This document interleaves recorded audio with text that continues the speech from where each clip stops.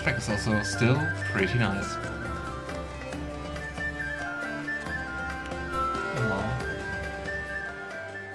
A toast to Golarion and its defenders. And we are the first among them. So here's to us!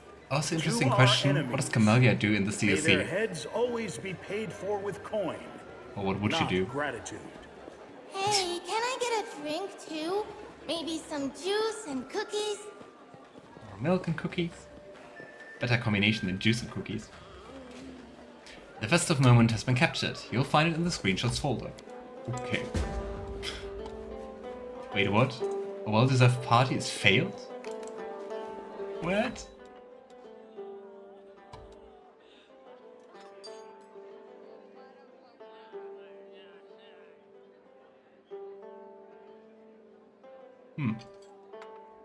Anyway. Not sure about that.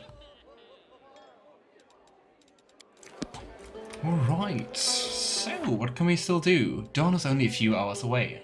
Perhaps the commander should try to get some sleep, unless someone has other plans for him. You think we get our Roman scene now? Don't give the dragon alcohol, she isn't of age yet. I think this would lead to an absolute disaster, giving her alcohol. Hey Seelah. Oof. I get rid of this hangover, don't you worry. After I lie down for a little while longer, that is. Why is Greybor underneath the table? I will make a little more money and then make a little more and... Oh, okay. Dream big. Hey, Ulbrig. I want to speak with you when you're done. I have a few things on my mind. Things on your mind? I can handle it. Okay, I guess Lann and Ember are already sleeping. For Ember, expected. For Lann, not really, right? This DLC is like Citadel for Mass Effect. Which is also a game series I still have to play at some point. I don't think the others are really telling us too much, so I would go and... I don't know. I am so good at eating, but I'm so bad at stopping before I'm starved. So I think we can do something with Woljif, and then we can go to sleep. I don't want to miss anything. Where is Woljif? Woljif. The stealing. Chief! We have like 1 million gold coins, Woljif. Like 1.6 million gold coins, I mean. And you're stealing? Can't sleep? I know how you feel. Care to explain yourself? What do you mean? I ain't done nothing. It's nothing. Just for old time's sake. Well, I wanted to see if I've still got it. Anyway, it's not like I'm stealing from our people.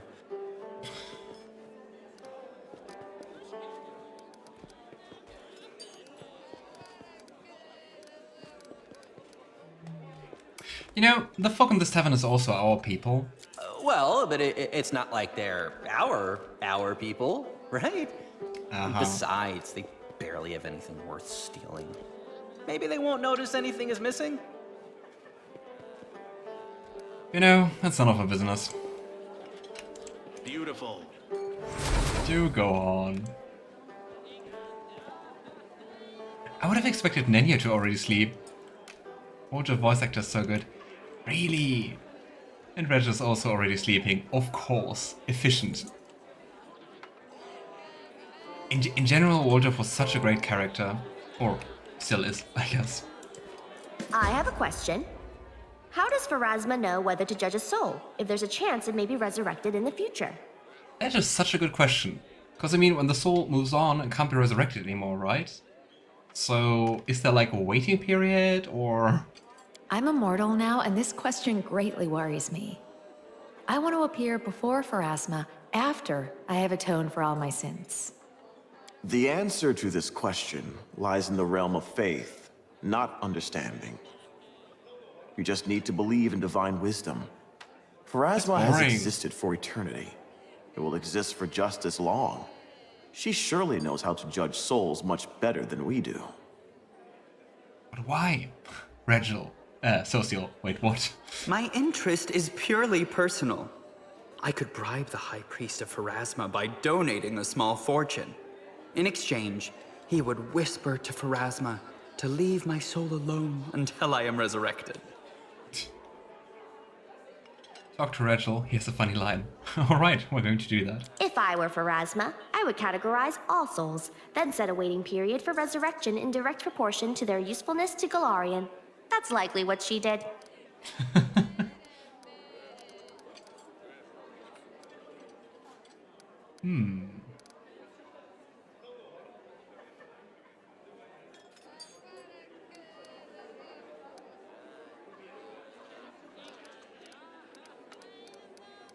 I mean, the thing is, you also have like time limits for resurrection spells, right? So probably just judging takes like, you have like a waiting period before being judged, I would assume. Which we can't say. Let's go with option 4. The goddess must fear the threads of the souls binding together. Through these threads, she must surely be able to tell if anyone will try to resurrect the scroll. I really wish it were true. But what if no one loves the mortal? Ooh. Arueshalae covers her mouth in horror. To Sakharin, the world doesn't work like that. I am categorically against this theory. There are known instances of individuals completely devoid of empathic connections being resurrected. These resurrections were successful. There has to be a waiting period. Next question. Why do the eggs of different breeds of hens have distinct colors? Do you think they have like a cooldown before she can get your soul? I mean, in the end she just like redistributes the souls, right? So I would guess that there's just like a waiting period. I mean, also with as many souls she has to judge, maybe it's just like the queue. Like a 500-year queue you get in. Right, Regill. I'm already asleep, Commander. I suggest you follow my example. That was the funny line. Oh well. But yeah, I don't think you can say that you're already asleep, Regill. Good try though. Let's see what we can do. Okay. I'm not really sure how we can talk to Ulbrig. Let's quick save. And go to rest and hope that Ulbrig talks to us then. What a night, eh? Yes. It is good that the people here know not only how to fight, but also how to have fun. Beer flowing, smoke billowing, music so loud you can hear it from the sky. Oh, he sounds so sad. Ulbrig smiles, but there's slight sadness in his voice. Oh, you ruined them. I did. It was really hard to decide. Also had a DLC, not a DLC, a mod for a Woljif romance, which was also really nice. So if you didn't play that so far, I can recommend that. It was really well done. But yeah, it was hard in the end to decide.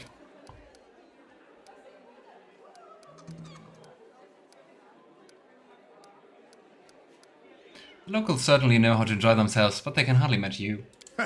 True.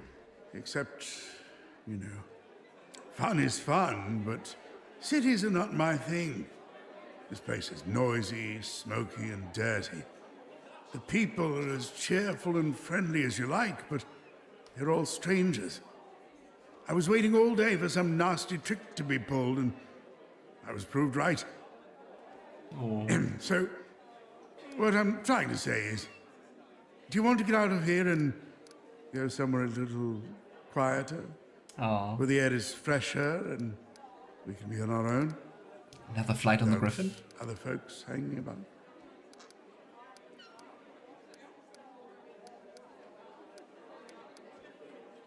Gee, you mean the rooftop? We can go to the rooftop. Or even higher. I kind of think we're going back to the Garden of the Gods, but let's see. And Logan reaches out to Ulbrig. I go wherever you want me to take. Then let's fly. Ulbrig gently cradles your hand in his mighty one. See, God of the Gods. You know, bringing you here wasn't all that easy in the beginning. Now it is simpler than lifting a feather. The garden has truly accepted you. Mm-hmm.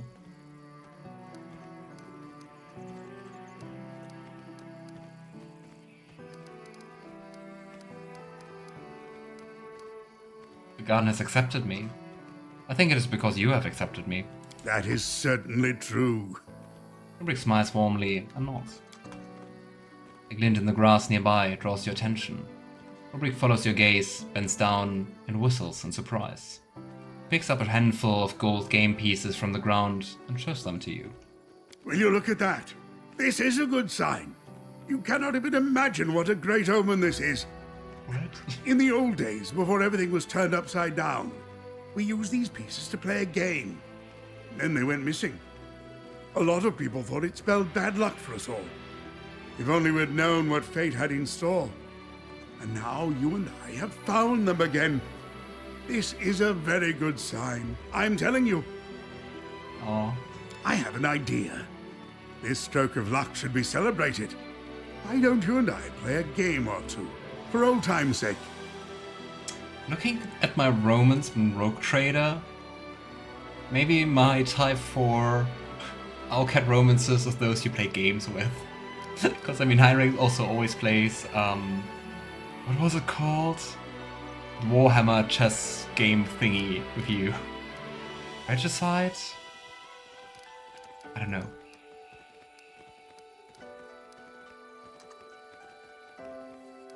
What are we playing for? Haven't a clue.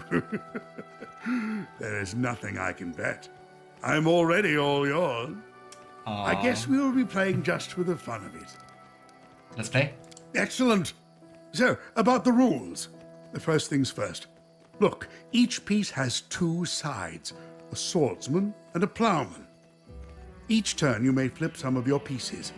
The swordsman can move and fight. The plowmen are defenseless, but they can add more plowmen to the board. Ulbrig shows you the wheat ear etched on one of the sides of the pieces, the sword on the other. The game ends when there are no more swordsmen left on the board. The player who has no pieces left loses. Is that clear? Well, go on. Make your move. Sounds rather straightforward. And Logan looks closely at Ulbrig. Ulbrig does not attack. He sets up a narrow defensive line of swordsmen, building up the number of plowmen in the rear. He keeps casting curious glances at you. It looks like he's eager to see what strategy you will choose.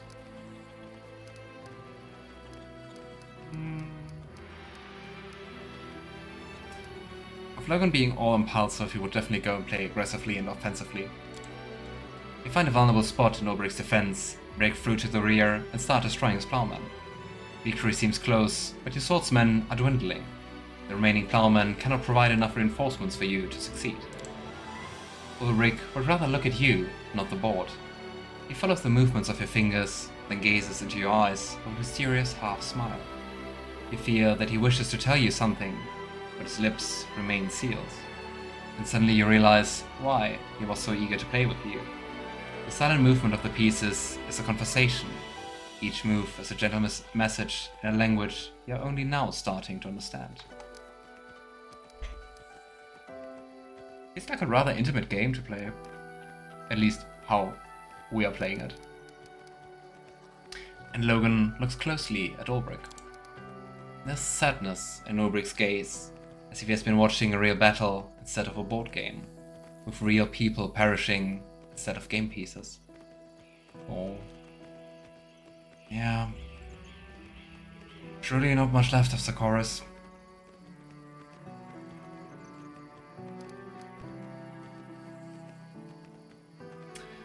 And true to the motto, what's the worst that could happen? Let's try this. Logan turns all the remaining plowmen into swordsmen for the final attack. You throw all the pieces you still have left into the fray. Ulbrig's defense collapses, and soon only your pieces remain on the board. There are just 2 of them, but it is a victory nonetheless. We called such a victory an empty field.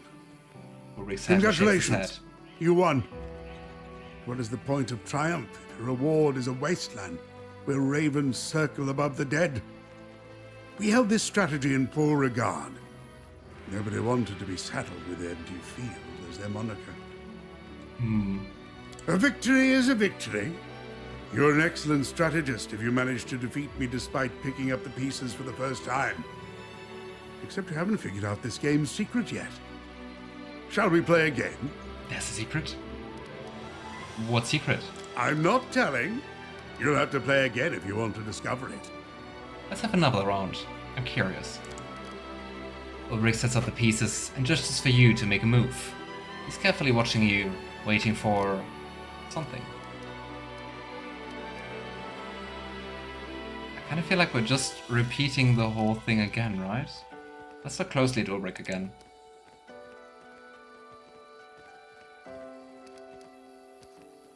Let's copy Ulbrig's strategy, because that's different compared to the first time. We can now do that. You watch Ulbrig play and copy him, repeating not the moves themselves, which would be foolish, but their logic. You draw back your swordsman and add more plowmen to the board. At first you maintain your defensive line, but then you realize Ulbrig is not going to attack. Are we coexisting now? Moreover, the game ends when there are no swordsmen left on the field. The rules do not say that one of the sides must be defeated, and therefore, you flip all of your swordsmen, leaving the pieces defenseless before Ulbrig's army. A smile blossoms on Ulbrig's face, full of sincere joy and affection. You do not think you have ever seen him so happy before. He reaches out and flips over all of his pieces, wheat side up, so gently as if he was touching your hands and not the board. It's really such a cute scene. I really like it. And the music is also really, really nice. So, I wouldn't say it's a draw, kind of like we both won.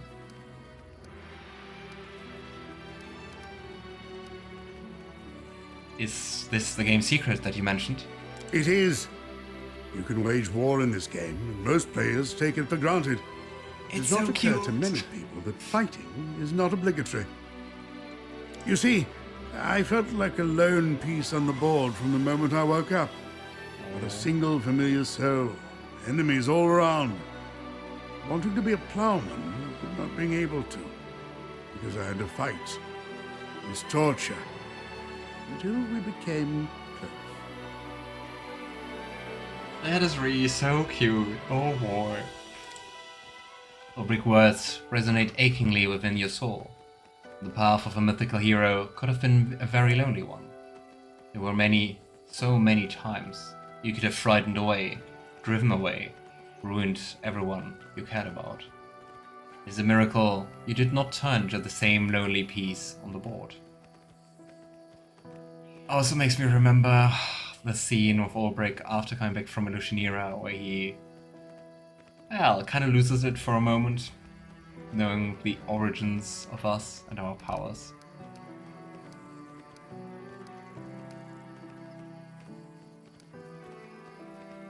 You're not alone, Ulbrig.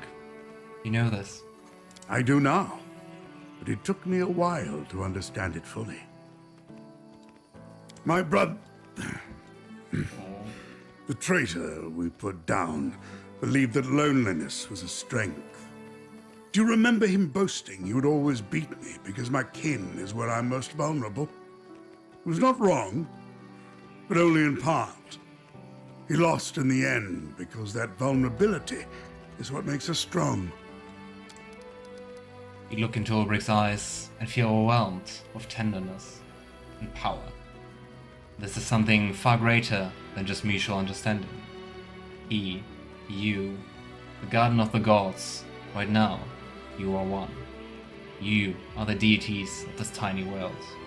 You lift your eyes to the starless sky and feel like you could perform a miracle.